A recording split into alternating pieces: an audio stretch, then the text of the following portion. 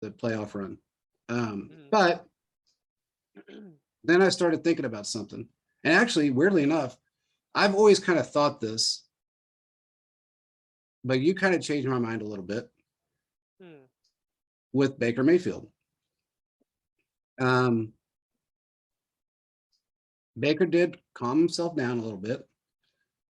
He humbled himself just a little. But Steve Smith Sr., he said it like it was. You're just not very good, Baker. And you're running everybody out of town.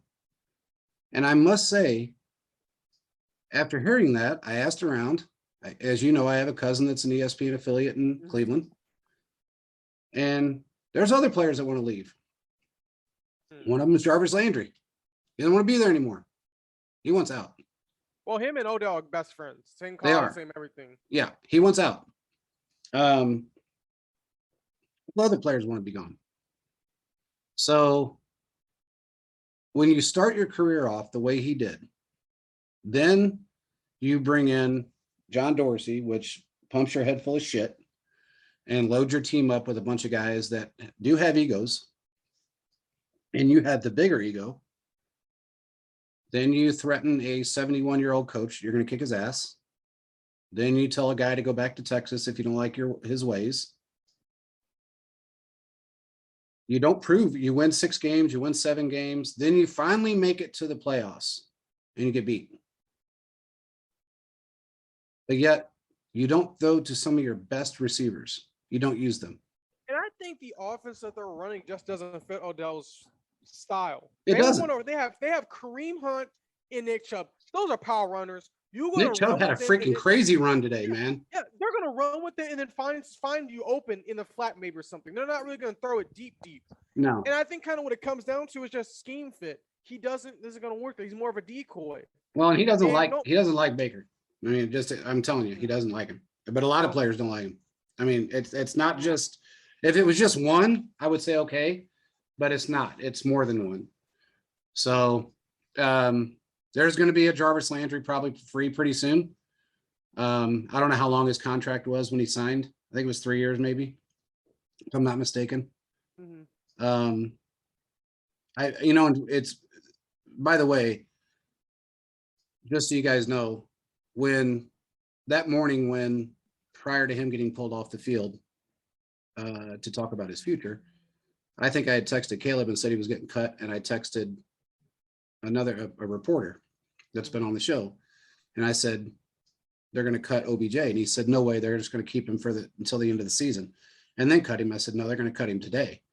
And I think I had told some people in one of our groups, and I might have put it out on Twitter too, I'm not sure, but the only reason they kept him was because they were worried that if they cut him too soon and he did get picked up off waivers, that he might go to a team that they may have to play the following week. That's fair. So that was the reason why they kept him a little bit longer. But they're trying to see if they can get anything out of him to trade. And they were trying, and nobody was going to take that contract. Yeah, nobody was going to touch that contract. But not the contract. Exactly. So I think there's $7 million that teams would have to account for if they wanted to pick him up off waivers. So you lose $7 million. If you pick him up off waivers and he doesn't want to play for you, you just lost $7 million because he ain't going to produce for you. I mean, that's basically what he said. So if he doesn't get picked up off waivers, he can go to whoever he wants to. That's true. Is what it is. Nobody has to worry about the $7 million. I think he can see the talent where I guess he can see where he could be most utilized and where he could be the most help and where he could be the most showcased. And if he comes into a team that needs someone to help them over a hump, that is a special team and has a special quarterback, say the Chiefs, then that's what he'll do. If he's not looking for a ton of money. And here's my whole spill about the OBJ saga. He can only help this team. And this is the reason why I'm saying this, JP. If you have Tyreek Hill, Travis Kelce, Josh Gordon, and OBJ out there on the field, along with maybe a Gore or a Williams. Yeah. Dude, do you see how open the field is? Oh, yeah. You can't double team everyone. No. OBJ is better than Sammy Watkins. I think he's better when it comes to injuries as well. He doesn't get as hurt as much. I have a feeling if they can get OBJ, it's going to free up Kelsey. It's going to allow Harmon to do his thing. It's going to benefit everyone as a whole. The issue is this: money. Yeah. Does OBJ want to win a Super Bowl, or does he want to get paid again? Because we thought Julio Jones wanted to win, but he went to the Titans, and they're having an okay season. So, I mean, this is kind of Well, their season's kind of going downhill now since they just lost their. Well, they're 6-2, but it's kind of like, they're not going to make it far unless they hit something spectacular. So that's only my concern is whenever I hear players say I want to win a Super Bowl, it's like, okay, do you want to get money or do you want to win a Super Bowl? Because there's different things you can do. OBJ has probably made a ton of money. No, that contract was huge. Yeah. And endorsements and everything. I'm not watching the man's money, but all I'm saying is this: adding him will help this team. As you told me, man. Do you remember when Sammy Watkins got the Chiefs picked him up in free agency? Oh yeah, I remember. Do you remember what you told me about the whole saga with OBJ during that time? Yep. You told me Beach called and see if he wanted him. Yeah. Beach has a very interesting way of getting players he originally wants. He does. But I'm hoping because he got Josh Jackson, quarterback. Ingram. Yeah, Ingram, players he wanted to come back. I mean, he didn't get another. He was trying to get another defensive guy. I think he's trying to. I forgot who his name was. Went to the 49ers. He tried to get another edge rusher. Couldn't get him. But I really think that they can pick him up if he makes it through waivers. I just hope he doesn't go to a team and then nothing happens, because I really want the Chiefs to pick him up. I really do. I would like to see it happen as well. That's the waiver system. I don't know what's going to happen. I think, does he hit waivers Monday? Yeah, Monday. Yeah, so is that 24 or 48 hours? That's tomorrow, so probably about, what are we looking, 20 hours from now, maybe? No, I mean, what day does he hit waivers? He signed his papers yesterday, right? I think he officially hits waivers tomorrow, but no one can sign him technically till Tuesday. But there's a good chance he can clear waivers. Yeah, if he clears, then he's got. That's what I'm hoping for. If he can clear waivers, then we'll be okay. But I'm concerned, will we even get him? That's the only issue I'm seeing. I mean, it's all going to boil down to what he wants to do. And here's the thing: if he comes in on a futures deal and says, "Okay, I'll play for," kind of like a Le'Veon Bell situation. I made my money. I'll play for 1.2 million, couple $1 million, and whatever the case is for the rest of the remaining amount of the season. And then with an option, then you got plenty of time to figure out what you want to do with them past this point. You see what I'm saying? JP, listen, if you just have him on your team, on your field, it helps everyone. It opens up the entire playbook. Seriously. You really want to go against OBJ, Travis Kelce, Tyreek Hill, and Josh Gordon, who's just now getting back into it? Hey, man, I'm telling you right now, that offense will be better than the greatest show on turf, and I think the offense could take its stride, pushing if we can get him. Oh, I 100% agree. The only issue is, can we get him? That's the only thing. I mean, again, it's all going to be up to him. If he gets through waivers, it's going to be up to him. It's not going to be up to us. It's going to be up to him. Yeah, that's true. That's true. It's all what his mindset is and where he wants to go and how he wants to do it. I mean, he knows what he wants to do. And I did hear that he wanted to come here. I heard he liked, he's got a connection, and so we'll see what happens. I told you prior to any of this stuff that I thought Deshaun Jackson was going to go to the Raiders. In fact, I almost knew he was. He was talking on Zoom with the Raiders. I'm like, yeah, it's a done deal. Well, I knew this when, in fact, I think I told you and Philip. Philip kept asking me. I got text, and I said, "Dude, he's going to end up with the Raiders." Why? I didn't see the point of adding Deshaun. I really didn't see it. He's a little older, soft tissue injuries. Get someone like OBJ, who's still relatively young, who can move around, who is a threat on the field.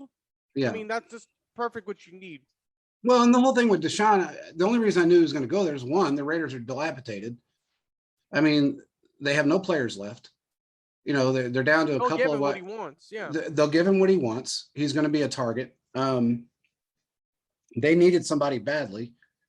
And I figured they were going to pick him up very quickly because OBJ was taking so long. And that was one of the reasons why they drug it on a little bit for OBJ, was because he didn't want to go to the fucking Raiders. So why the hell would he want to go there? You know, I mean, he wasn't going to go to them. And if he would have went there, they knew, the Raiders knew right off the bat, if they would have signed him, claimed him off waivers, he'd have been gone one. there. He wouldn't have gone there. He'd have been. He wants to go to a playoffs and win a Super Bowl. That's what he wants. Their record is not indicative of their team, and that was proven today. Okay, I'm sorry, but it was, and that's not no slam against them. It would have happened anyway, regardless if they had Ruggs. It doesn't make any difference. Their record is not indicative of their team. They have had a very soft schedule up until they still had. I mean, today was a soft schedule for them. The only team they played that was any good was, I think, the Ravens, right? Yeah, the Ravens the first week. Yeah, and that was it. So after that, they didn't play anybody. So in my opinion, I think they're still going to continue to go downhill, whether they had Ruggs still or not. They upped the ante on Ruggs, by the way. He's now facing 46 years. I don't think he's going to get anywhere near that, but I think that's what he's facing. But they added a couple more charges. But anyway,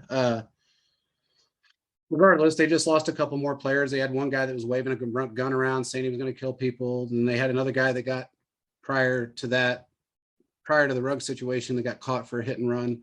I'm almost wondering, and I think I said this to you on the off the show, I bet the Raiders are kind of regretting coming here. I don't know what they're doing. That's all I'm going to say. I don't know. Well, I mean, you think about it, dude. Think about it like this. And this is how I look at it. I've lived here for 9 years, 10 years, so 9 years. So I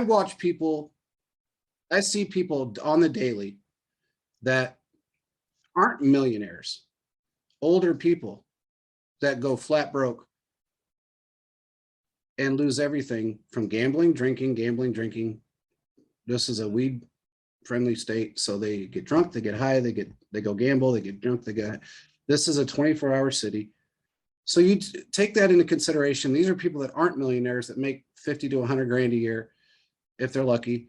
And some of them make way less than that. And they still go out and they do these same things. Okay. So now, flip side, you take guys that never had a dollar in their pocket that are now worth a few $1 million, 21, 22, 23, 24 years old. Some of them even say they're 28, 29 years old.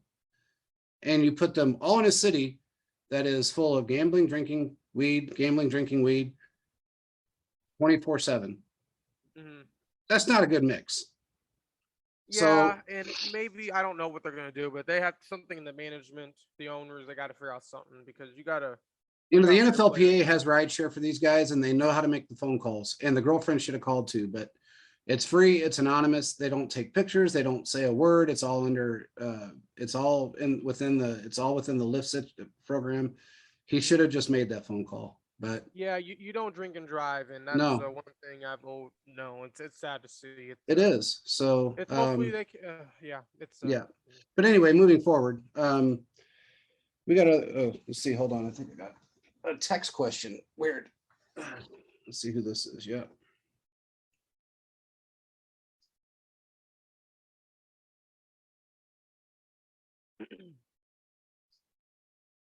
You have a couple there.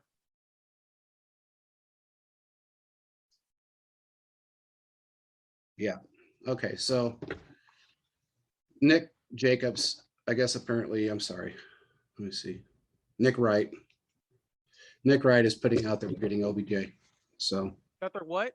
He says that the offense will look totally different with OBJ. Oh yeah. So I've been saying that for 2 weeks. Yeah, but that's not a guarantee. I mean, what I have to say. I mean, like I said, I knew he was interested in coming here. I think he's just blowing, he's just wanting people to, it's just kind of like what do you call it?